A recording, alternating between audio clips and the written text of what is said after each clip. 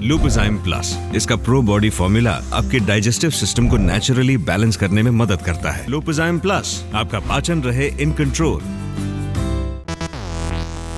मोदी सरकार ने रक्षा सौदों के नियम कायदों में भारी बदलाव किया है। सोमवार को इन बदलावों को रक्षा खरीद से जुड़ी समिति ने भी हरी झंडी दिखा दी है। जिस ऑफसेट नियम के नाम पर अनिल अंबानी का रफाल डील में नाम आया था, सरकार ने उसे ही खत्म करने का फैसला किया है। मोदी सरकार ने रक्षा खरीद को लेकर नई पॉलिसी तैयार कर ली है। इसमें कुछ सेक्शन में ऑफसेट नियमों को खत्म करने का फैसला किया है, जैसा बताया अभी। अब आइए जानते हैं कि कौन कौन से नियम बदले हैं और सरकार ने नियम काहे बदले हैं। सबसे पहले ऑफसेट नियम की बात करते हैं, जिसको लेकर विपक्ष महीनों तक मोदी सरकार पर हमलावर रहा। हाल ही में सीएजी की रिपोर्ट में भी इसे नुकसानदेह बताया गया है। अब सरकार ने रक्षा सौदों की 3 कैटेगरी में ऑफसेट डील यानी सौदे की एक रकम को भारत में इन्वेस्ट करने के सिस्टम को खत्म कर दिया है। हालांकि ये बदलाव पहले से चल रहे इन रक्षा सौदों पर लागू नहीं होता। किन रक्षा सौदों पर? इंटर गवर्नमेंट एग्रीमेंट, मतलब जिसमें कई सरकारों ने एक दूसरे से खरीद के लिए एग्रीमेंट कर रखा हो, और गवर्नमेंट टू गवर्नमेंट, मतलब कोई एक सरकार सीधी दूसरे सरकार से खरीद कर रही हो, और एब इनिशियो यानी जिस खरीद में शुरुआत से ही सिर्फ एक वेंडर हो और जिसमें टेंडर में मिनिमम वेंडर की बाध्यता न हो। अब भारत के रक्षा मंत्री राजनाथ सिंह ने इसे देश की रक्षा खरीद में ऐतिहासिक कदम बताया है। ट्वीट के जरिए खुशी जाहिर करते हुए कहा कि इससे प्रधानमंत्री मोदी के आत्मनिर्भर भारत के सपने को बल मिलेगा। क्या है ऑफसेट अग्रीमेंट? तो ऑफसेट अग्रीमेंट को पहले समझिए। जब किसी सौदे में खरीदार सामान बेचने वाले से ऐसा करार करता है जिसमें खरीदार को कुछ खास फायदा हो, कम से कम दिखने में तो ऐसा ही लगे कि फायदा हुआ है, खरीदार को ऊपर से कुछ मुफ्त टाइप का फील आए। मिसाल के तौर पर इसे सब्जी खरीदारी से समझिए। आप सब्जी खरीदने जा रहे हैं तो वही हुई रफाल की डील करने जा रहे हैं, समझ लीजिए। अब साथ में उसके बदले रफाल बनाने वाली कंपनी ने, ये जो डसॉल्ट है, भारत में कुछ इन्वेस्टमेंट करने की बात करी। जैसे दुकानदार बोला कि आपको फ्री का धनिया और हरी मिर्चा भी दे देंगे और होम डिलीवरी भी कराएंगे, सामान घर तक छोड़ाएंगे। तो ये हो गया ऑफसेट कमिटमेंट। अब हथियारों की खरीद चूंकि काफी महंगी होती है, तो सरकारें कोशिश करती हैं कि हथियार बेचने वाले से कोई ऑफसेट कमिटमेंट में लिया जाए। ये कई तरह से किया जा सकता है। कभी कोई चीज मुफ्त मिलती है तो कभी कोई कौशल या तकनीक ली जाती है। कभी वेंडर से कहा जाता है कि आप हमारे यहाँ कारखाना लगा दीजिए, उसमें लोकल लोगों को नौकरी दे दीजिए। एक तरीका हाथ से ले और एक हाथ से दे वाला भी है कि हम आपसे जेट खरीदेंगे तो आप हमसे टैंक खरीदिए। अब ऐसे अनगिनत तरीके हैं और हमने ज्यादा चर्चित तरीकों के उदाहरण दिए हैं आपको। अब भारत सरकार 2005 में ऑफसेट नीति लेकर आई थी। इसके मुताबिक 300 करोड़ से बड़े किसी भी सौदे में विदेशी वेंडर को कम से कम 30% रकम भारत के रक्षा या एरोस्पेस सेक्टर में लगानी होगी। वही सब्जी के साथ धनिया मिर्चा वाला बात। अब ऑफसेट अग्रीमेंट में अनिल अंबानी का क्या एंगल है?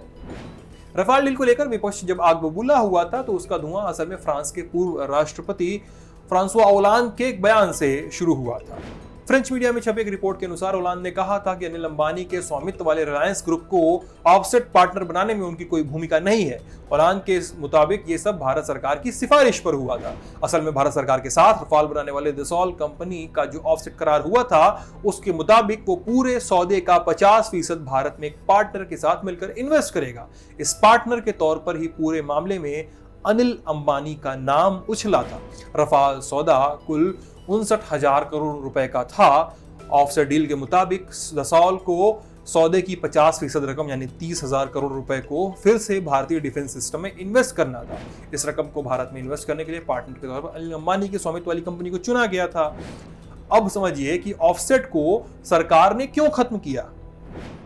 असल में सीएजी ने संसद में जो रिपोर्ट पेश की है, उसमें रक्षा सौदों में हुए ऑफसेट अग्रीमेंट को लेकर कई खुलासे हुए हैं। रिपोर्ट से साफ हो गया है कि विदेशी कंपनियां ऑफसेट करार तो कर लेती हैं, लेकिन उन्हें पूरा नहीं करती। चूंकि किसी कंपनी और सरकार के बीच का करार होता है तो सरकार किसी का हाथ भी नहीं मरोड़ पाती। कैग ने कहा है कि 2005 से लेकर मार्च 2018 तक 46 ऑफसेट कॉन्ट्रैक्ट साइन किए गए, जिनकी कुल कीमत थी 66,727 करोड़। अब इनमें से 19,223 करोड़ के कॉन्ट्रैक्ट दिसंबर 2019 तक पूरे हो जाने चाहिए थे, लेकिन 11,396 करोड़ तक के ही कॉन्ट्रैक्ट पूरे हुए, माने 41% कॉन्ट्रैक्ट में देरी हुई। इसके अलावा जो कॉन्ट्रैक्ट पूरे भी हुए उनमें सिर्फ 48% माने 5,457 करोड़ के कॉन्ट्रैक्ट ही मंत्रालय ने ऑफसेट के रूप में स्वीकार किए। अब होता यह है कि कंपनी काम करने के बाद सरकार को बताती है कि हमने ऑफसेट वाला वादा पूरा कर दिया, फिर सरकार इस दावे की पुष्टि करती है। तो सरकार के हिसाब से जाएं तो 19,000 करोड़ का काम होना था, लेकिन हुआ सिर्फ 5,500 करोड़ का। अब कैग की रिपोर्ट के मुताबिक ऑफसेट कमिटमेंट के लिए विदेशी कंपनियां तकनीक देने से लगातार हिचक रही हैं। कैग के मुताबिक एक भी वेंडर ने हाई टेक्नोलॉजी भारत को नहीं दी। 90% पैसा सीधे किसी सामान या सेवा की खरीद में लगा दिया गया। प्रत्यक्ष विदेशी निवेश यानी एफडीआई का हाल तो और बुरा है। अब तक सिर्फ 3.5% ऑफसेट कमिटमेंट रक्षा क्षेत्र में एफडीआई के जरिए आए हैं। इन्हीं सारी बातों का आधार बनाकर कैग ने कहा है कि ऑफसेट नीति अपने उद्देश्य पूरे नहीं कर पाई है और रक्षा मंत्रालय को इस नीति और इसके अमल पर दोबारा विचार करना चाहिए। अब नई नीति से क्या क्या बदलाव होंगे? सरकार ने ऑफसेट की पॉलिसी बदलकर यह साफ कर दिया कि वो एक नए सिस्टम की तरफ बढ़ रही है। नए पॉलिसी से सरकार निम्न बदलाव चाहती है। नई पॉलिसी में सरकार ऑफसेट कॉन्ट्रैक्ट में न जाकर 30% तक बचत करने पर फोकस करेगी। कंपनियां अक्सर ऑफसेट कमिटमेंट के नाम पर सौदे की कीमत में इजाफा कर देती हैं। सरकार की कोशिश है कि ऑफसेट कमिटमेंट के बदले दिए जाने वाले पैसों को बचाया जाए। रक्षा सौदों को लेकर अब सरकार का प्लान ये है कि इन ऑफसेट कॉन्ट्रैक्ट के चक्करों में न पड़कर फोकस फॉरेन डायरेक्ट इन्वेस्टमेंट पर रखा जाए।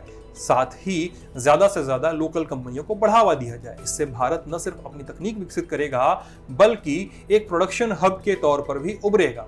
हालांकि जानकार इसे दूर की कौड़ी मान रहे हैं। जानकारों का कहना है कि रक्षा के क्षेत्र में भारत के पास बहुत कम दक्ष कंपनियां हैं और एफडीआई का इंतजार तो बरसों से है। और ये थी ऑफसेट के खात्मे की कहानी। अमित लेकर आए थे, मैं सिद्धांत हूं और आप लल्लन टॉप देख रहे थे। अपने सुझाव जरूर बताइएगा। बहुत बहुत शुक्रिया। लाइफ के फैसलों पर कितना असर पड़ता है आपकी सोसाइटी, परिवार और दोस्तों के दबाव का?